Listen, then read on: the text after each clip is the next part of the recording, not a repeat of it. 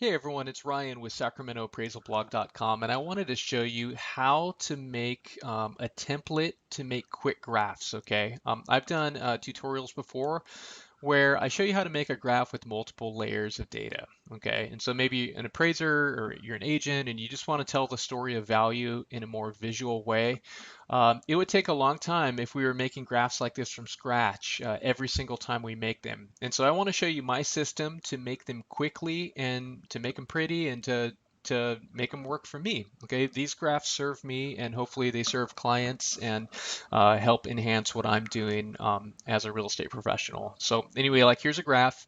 All sales in the neighborhood in blue, and all 1,200 to 1,500 square foot sales in yellow, all model match sales in black, and here's even the subject sale in green. Okay, so there's 4 different layers of data, and I just like that it helps me show visually where the market's been at. Okay, so what I'm going to do, let me show you my template that I use. Okay, here's how my template's set up. Okay, when I open it up, it's basically ready for me to paste in different layers of data. Okay, it doesn't always have to be model match sales here. I mean, I change my headings, but it is set up for me to instantly put in 4 different layers of data, and I change a few things around on the graph. I might change the title, and then we're good to go. And so this is what I keep. When I have data in there, I put all my data in there. I save it as a, the neighborhood name of, or whatever file I want to give it. And then I just keep my template. So let me show you how to make a template from scratch. Okay. And this will be about 15 minutes or so, so bear with me. This isn't the most interesting stuff in the world, but this has honestly been transformative for my business, and I just hope that it's the same for you. So let's quickly grab 4 layers of data from a particular neighborhood. Okay, now I have different, I'm going to export data from MLS, and I have a different tutorial to really walk you through this more slowly. I don't want to go too slow here. I want to kind of fast forward through this process, but let me just slow down real quick. What I'm going to do is basically export sales price and sales date. So I need to cut and then paste this to the right of sales date. And so I'm going to get sales date and sales price, copy that. And again, that's my other video. All right, let's pull up our template or our blank slate, and I have one column of data. This is a data series, and I'm just going to call it all sales.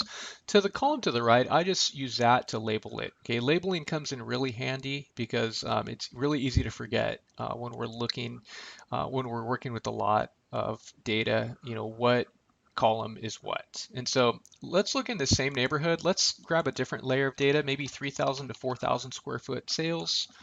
Um, and let's export those. And basically, we're going to repeat this process for 4 different layers of data, whatever we choose. Okay. Now, this is not, I'm just kind of choosing whatever I need to in the neighborhood, but for you, you might, if you're working in a tract neighborhood, maybe you're going to have model matches. Maybe you're going to have all sales. Maybe you're going to have properties that are competitively sized, or maybe it's by bedroom count. Okay, you choose because you are the one in control and you're going to use this to tell the story of value.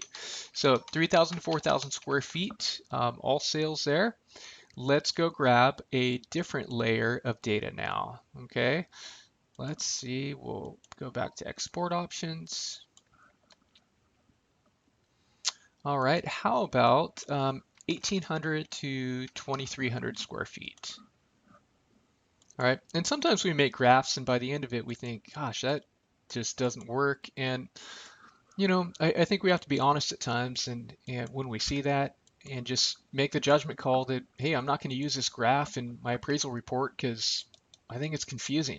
Okay. Other times, as long as we have enough data, sometimes the graph can be a very compelling um, thing for our evaluations.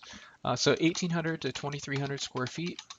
I don't know, there's some agents who are listening too, and kudos to you to learn how to graph. One of the best things I ever did in my real estate career was learn how to graph. Okay, so one extra layer of data.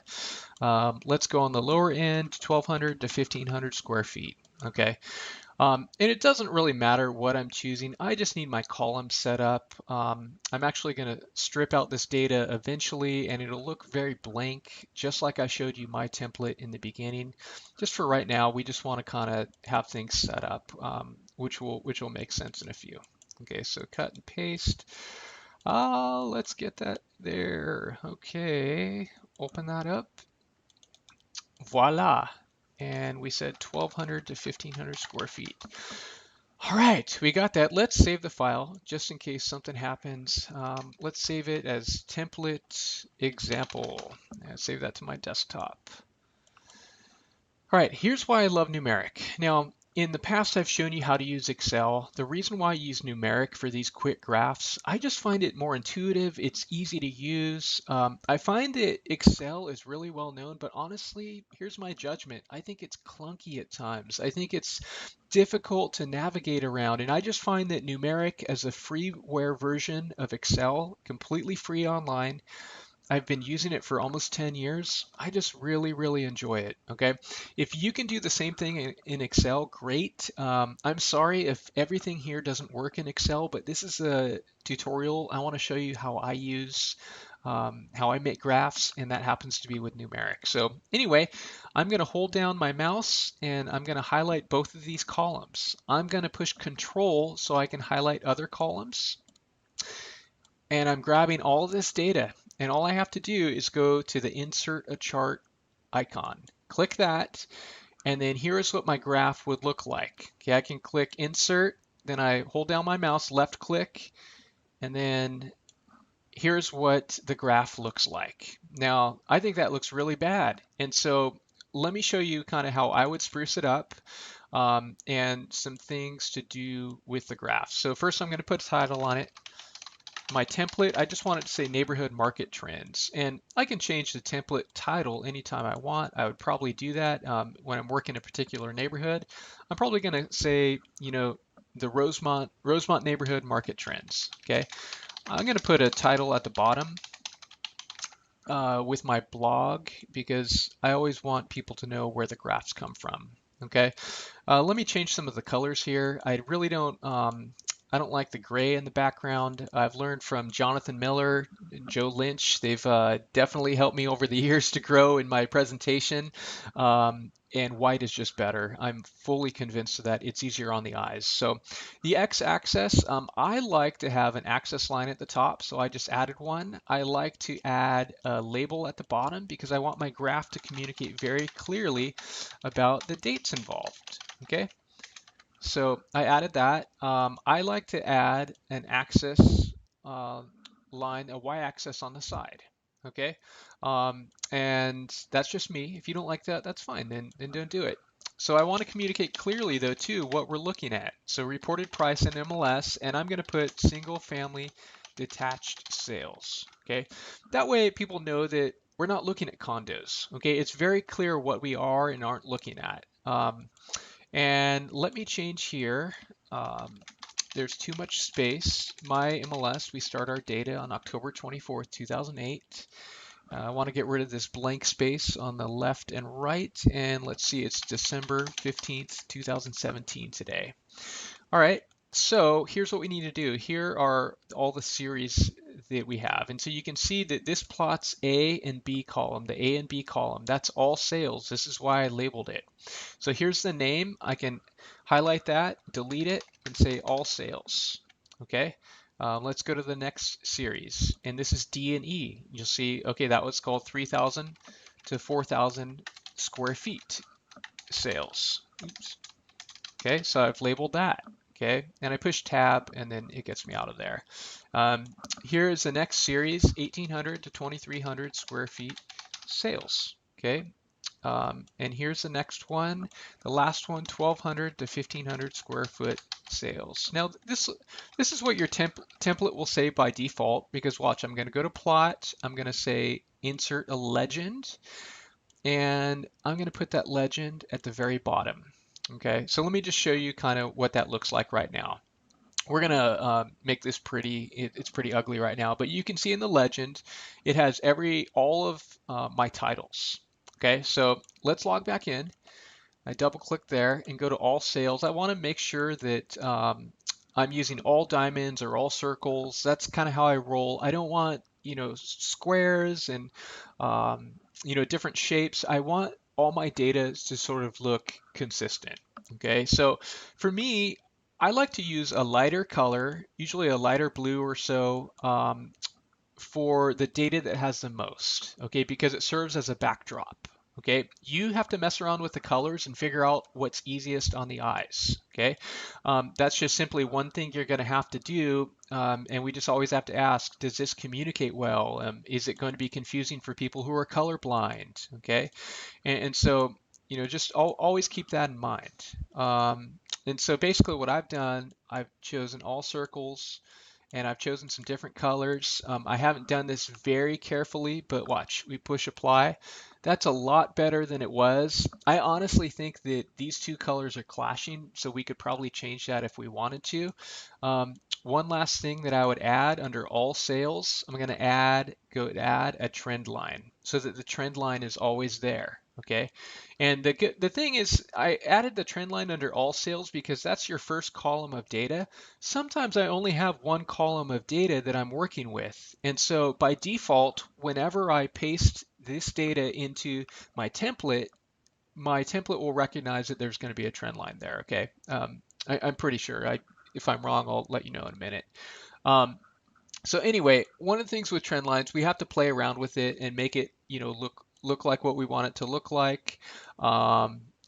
Choose our colors and make sure to, adjust the order to really reflect what the market's doing. Okay, so I'm going to leave it there for now. That looks okay. In terms of really reflecting what the trend is like. Okay, here's one quick thing that I want to show you.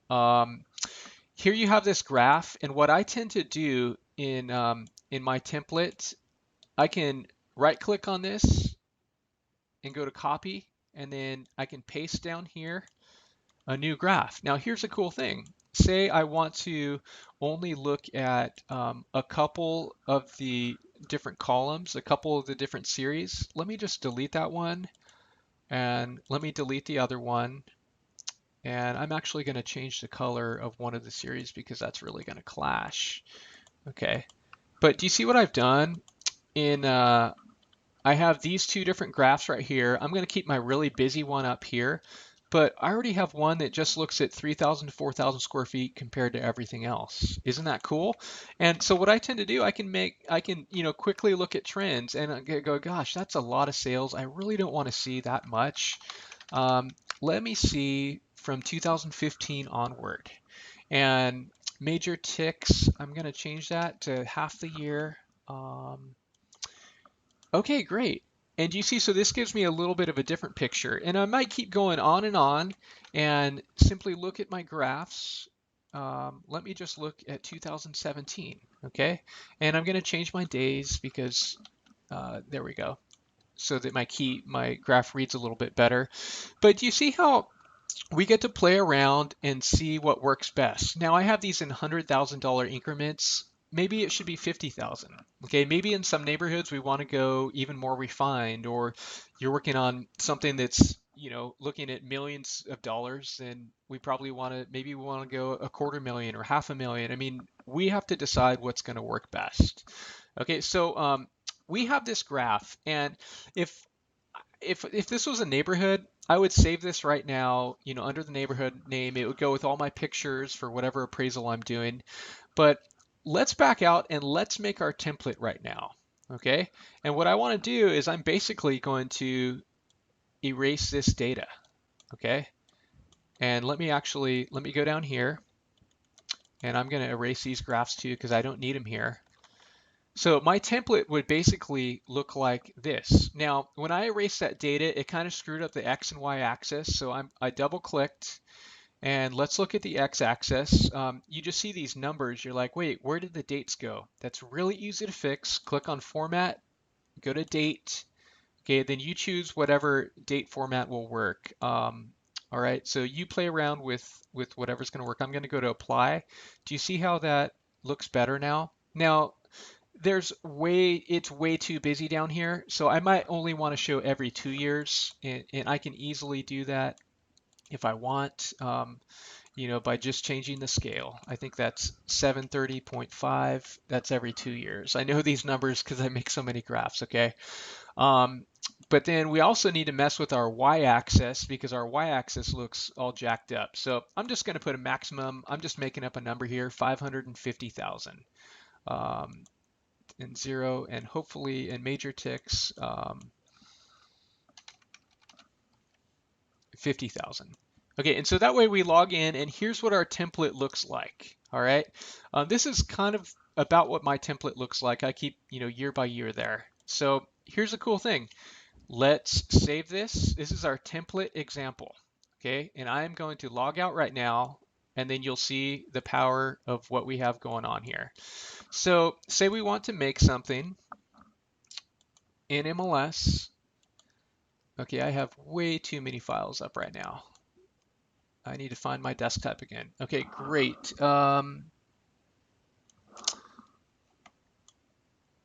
Here is our template example.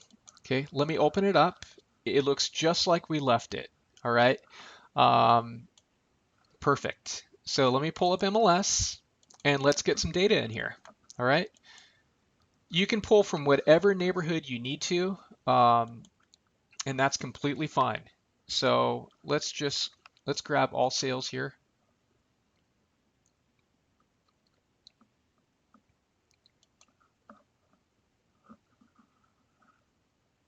All right.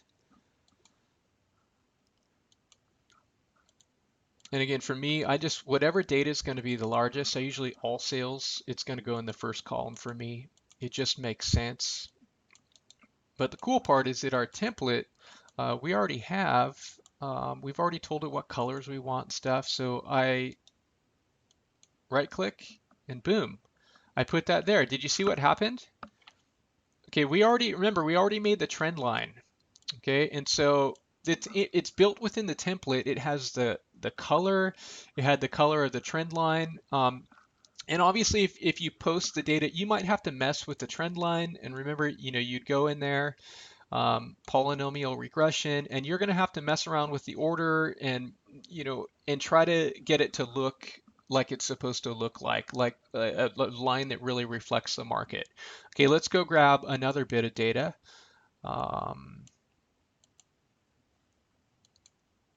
As an example.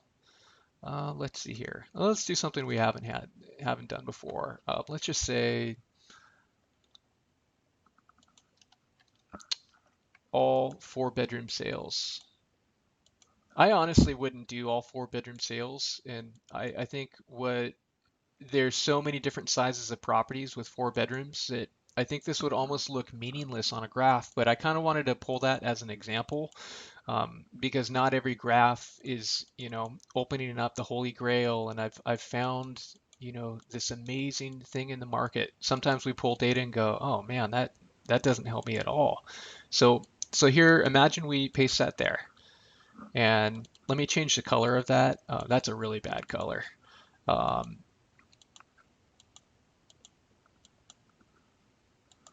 Okay. So do we see that? And this kind of maybe clashes a little bit too, but it's not very meaningful. And we could go on and on and on. What I would do here is I would change whatever I do 4-bedroom sales, okay? FHA sales, short sales, I mean, whatever we're working with, okay? And I want to change it here on this, I click on the series, click on data, and call it something else. And so I would say 4-bedroom sales.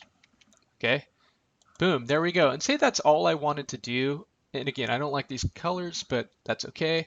And I'm like, I don't really need any other data in this, but I still have 2 series down here. Well, let me double click on the graph. And then I don't need to delete these, but what I can do is just click don't show in the legend. Okay, don't show in the legend. And I haven't put any data in here, and so it's really not a problem. And so here I go. And the font on the legend is actually too small. We should adjust that. But I find that it's really easy. I can simply copy and then paste this right into my appraisal software.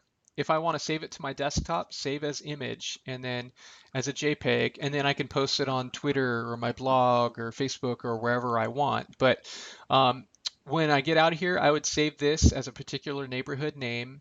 Okay, so then I exit out, and I'm just going to discard this now. But then every time I need to log in, I still have my template example.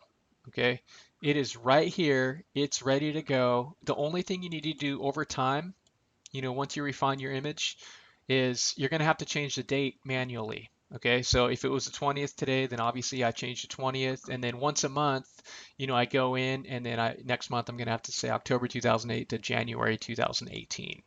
Okay, so if you have any questions, let me know. I know, gosh, that was over 20 minutes. I hope it's helpful though, and honestly, I hope that this is revolutionary for some. This has been an important part of my systems because it helps me to quickly communicate trends as I need to. Okay, if you like this, please give it a thumbs up, comment. But yeah, if you have questions, just leave them below. Hey, thanks a lot. Take care.